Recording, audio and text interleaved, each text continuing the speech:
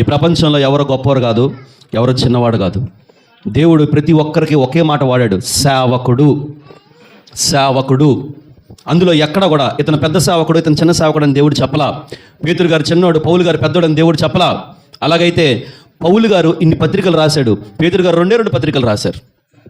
ఈ ప్రకారం చూసుకోవాలంటే పౌలు గారు పెద్దోడు, పేతురు చిన్నోడు. కానీ ఎక్కడా కూడా పేతురు గారు గన్ షాట్ మెసేజ్తో 3000 మందికి బాప్టిజం ఇచ్చాడు. కానీ పౌలు గారు ఎక్కడ కూడా గన్ షాట్ మెసేజ్తో 3000 మందికి బాప్టిజం ఇవ్వడం చూడలా. మరి ఇప్పుడు ఎవరు గొప్పవాడు? పేతురు గారు గన్ షాట్ మెసేజ్తో 5000 మందిని దేవుడు నమ్ముకునేలా చేశాడు. కానీ పౌలు గారు గన్ షాట్ మెసేజ్తో 5000 మంది ఒకేసారి నమ్ముకోవడం చేయలే. ఇప్పుడు ఎవరు గొప్పడు అంటారు? ఎవరు గొప్పలండి? అందుకే దేవుడు అంటున్నాడు, దేవుడు ఎవరికి అనుగ్రహించిన దానిని బట్టి, పేతురు గారికి ఇచ్చిన దాన్ని బట్టి ఆయన పని చేశాడు, పౌలు గారికి ఇచ్చిన దాన్ని బట్టి ఆయన పని చేశాడు, మాకు ఇచ్చిన దాన్ని బట్టి మేము పని చేస్తాం, ఇంకొక ఆయనకి ఇచ్చిన దాన్ని బట్టి ఆయన పని చేస్తాడు. ఆయన గొప్పోడు, ఈయన చిన్నోడు, ఆయన పొట్టోడు, ఈడు పొడుగోడు, ఆడు తెల్లోడు, ఈడు నల్లోడు, ఆడు అడుక్కునేవాడు, ఈడు గొప్పోడు, డబ్బులు ఉన్నాయి, అది ఉంది, బాగా గొప్పోడు అనే కాన్సెప్ట్ దేవుడి దగ్గర లేదు, మన దగ్గర కూడా, మన సంఘంలో కూడా ఉండడానికి వీల్లేదు. ఆమెన్ చెప్పండి, ఆమెన్ చెప్పండి.